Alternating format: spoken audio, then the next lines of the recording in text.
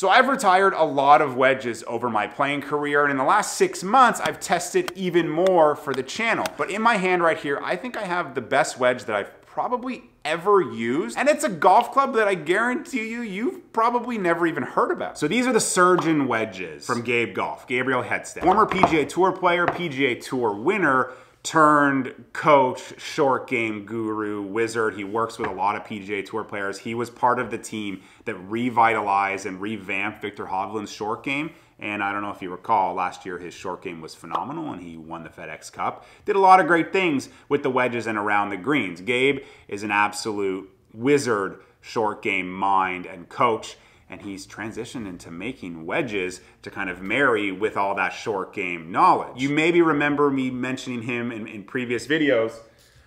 This is the Gabe Golf swing trainer. I made a video about it when I made a kind of training aid video. But I've been using his training aid, his swing trainer, since like 2015. Been following him for all of that time. Never really had any communication with him. But he saw the video and he's like, Andrew, thank you so much for the video.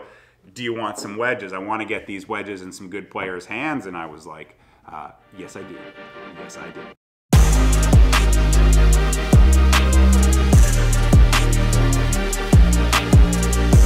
A little bit about the wedges. I've got two here. These are the two he makes, the 5612 and the 6109. That's loft and bounce. A little bit different. I've never used a 61-degree wedge, but hey, if a short game guru, if one of the best short game minds in the game makes a 61-degree wedge, I'm definitely gonna try it. Milled face, the grooves look like so good. They're just like they look, and they are. They're so sharp, but really nice looking milled face, pretty straight leading edge. You know, if you've watched my videos, my wedge reviews, I love a straighter leading edge. Little bit of heel relief, which instantly when I first looked at it, I didn't love it, but when I got it out on the golf course, I don't really see it, so it doesn't, you know, doesn't bother my eye. And as I've played with them, I understand why there's a little bit of relief here in the heel because it just allows better playability and better performance, but it's the grind. The grind of these things is special. I mean, if a PGA Tour winner, player, coach makes his own grind in a wedge, obviously there's gonna be high performance. There's gonna be a lot you can do with it. And having followed him on Instagram for as long as I have and seen when he makes little videos, just with little tips or he talks about things he's doing with his players out on tour, these wedges marry what he's teaching and doing so well. The grind in particular, because one thing you may or may not know on the PGA Tour, players go into the tour trucks and their grind of their wedge is very important to them. It's not going to necessarily be an off-the-rack grind. They're going to do things given course conditions and situations and shots they're working on to kind of work on the heel relief, the toe relief, the flange, the leading edge, all those things. But this grind is a special grind, and the 56, it's still there too. There's a lot of thought and a lot of attention, a lot of care into the grind. Just giving you a little bit of bounce on that leading edge for a bit of forgiveness, but you can lay these things wide open and it doesn't seem scary. Like literally this, I can lay this like this and it looks like I can still slide under it. And believe me, I've tried it. I've got this out there and I'm just like, what? How does this even happen? Like on the driving range, just a tough, tight lie, just throw the ball down and look, can just lay it completely flat, pop this thing straight up in the air. The performance of that grind is remarkable. Before I was testing them or really diving into the numbers of them, heck, before I did anything with them, I just put them in the bag and I went and played. And I played a shorter course that day. I hit a lot of wedges. And yeah, what a great way to test these out. And out on the golf course, I mean, I played great. I don't play a lot of golf anymore, and I certainly don't practice as much as I used to. And to put new wedges in the bag can be a bit daunting because you're like, if I don't do what I'm supposed to do, this could be pretty embarrassing. I could hit some really bad shots around the greens or with my wedges, and there was a couple bad ones. I thinned a couple, but I mean, I was able to flight these things and spin them and stop them on a dime. I hit one shot, not on camera, that was like a 60-yarder, kind of on a hanging lie, ball back in the stance, and it just floated in there low, stopped a foot short of the hole, and it was like a tap-in birdie. And then I had a couple little shorter shots, and it was like, wow. The performance was so stinking good. I was so impressed.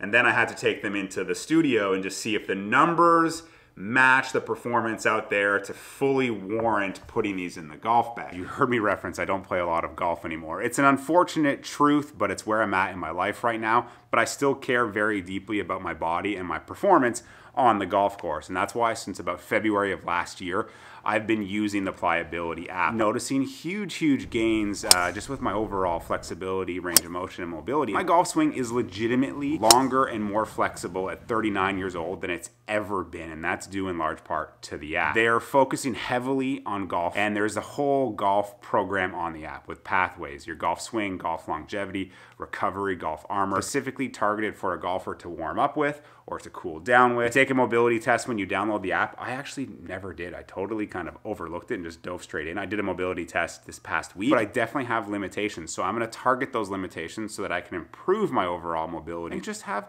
a longer golf career. So download the app down below, 7-day free trial. I have a really good feeling that it'll help your golf swing and your golf game. And Pliability, thank you so much for all you do for me and for my channel. A little bit of context when it comes to numbers. For me personally, I've traditionally been a high launch, low spin wedge player, which is not good. That's not good. You want to be able to kind of control your launch it lower, spin it a lot, because that allows you to control the height, the flight, the distance, everything, especially in windier conditions. And me, over the years, because that was kind of a struggle of mine, my wedge play was very inconsistent to bad, and that's why my professional career was inconsistent to bad, because if you can't control your wedges, you're getting lapped by the field. You need to capitalize when you have wedges in your hands, give yourself, you know, good looks at birdie. You need to be able to kind of control that flight for those pitches and those 50-yard, 60-yard shots. And that's just something that I was super inconsistent with. But I've been working really hard as I've educated myself on what needs to get better with my wedges. So what am I looking for in these numbers? I'm looking for controlled launch, enough spin, great peak height, and good angle of descent. Because if it's launching low and you can flight it low, but it's landing too low, that's not good. The number that I kind of test with is a 90-yard shot with the 60 degree and a 105-yard shot with the 56 degree, because both of those are like my 3/4 flighted tight yardages with those clubs. Those are the yardages that I want, because that's the yardage that I can best control flight and distance. And those are the yardages that I would lay up to, because I want to be able to try to have the best chance at making a birdie. Here we go, 89.7 in carry, ball speed, club speed's really good. But look at that spin, 10,667. That's a lot of spin, but that's either really concerning or really good. When you look at the launch, you look at the peak height, you look at the angle of descent. It's good. It's really good. Like the performance that I saw out on the golf course at like 60, 70 yards, I was able to translate into 90 yards, controlling the height, still having it spin a lot, but not detrimental. Then if we look at the 105-yard, 56 degree, yardage is great, club speed, ball speed, that's all good. Spin is still really good, like over 10,000. Peak height, really good. Angle of descent, really good. Launch, 28.2 degrees. So it's like if you can launch your wedges 27, 28, 29 degrees, you're really doing yourself a great service in becoming a great wedge player. When I was playing, I was launching my wedges probably more the like 32 to 33 degrees, and I was struggling to get 10,000 RPM, so that's why it was harder to be a consistent and to strong wedge player. Like if you go watch a PGA Tour event, you'll be blown away at how low tour players hit their wedges. When you're learning the game, you think the most loft, they go really high, that's how they land soft. Well, no, they land soft because they're hitting a great height with a lot of spin, and it's really fun to watch tour players hit wedges low. Like that was one of the things when I was playing on the Canadian Tour. I'd watch the guys leading every week after I'd missed a cut, and it's like they're keeping their wedges kind of like under the tree line, if you will, and I wasn't. It's a bit of technique, it's a little bit of equipment. I've worked on all of those things, but I feel like I found the wedge that allows me to do exactly that. The numbers are just, like, they're perfect. The look of them is so good. The grind, so the performance, the playability, there's just like nothing they can't do. I mean, going back to the spin, like this is the ball that I tested with. Like, look at it. It's destroyed. They're surgeons. Like, they're just so good. They live up to the name. It's destroyed the golf ball. Like, that's a lot of wedges, but that just speaks to how much spin you're generating with those shots. And I've seen it on the golf course. It's Gabe, these are remarkable. And I would imagine there's a lot of players, especially Gabe's players, whatever their club contracts are, that have probably just said, hey, copy this head in my wedge, because the grind, the face, all of it is so stinking good. I mean, the training aid is remarkable, but now when one of the best short game coaches in the game is making wedges, I think they'd be really worth your time and money if you're a player that's, you know, a better player that wants to be able to do more with wedges from the fairway rough and around the greens. Can't say enough good things about these wedges, and that's why it's unequivocally earned a spot in my bag. These are really stinking good.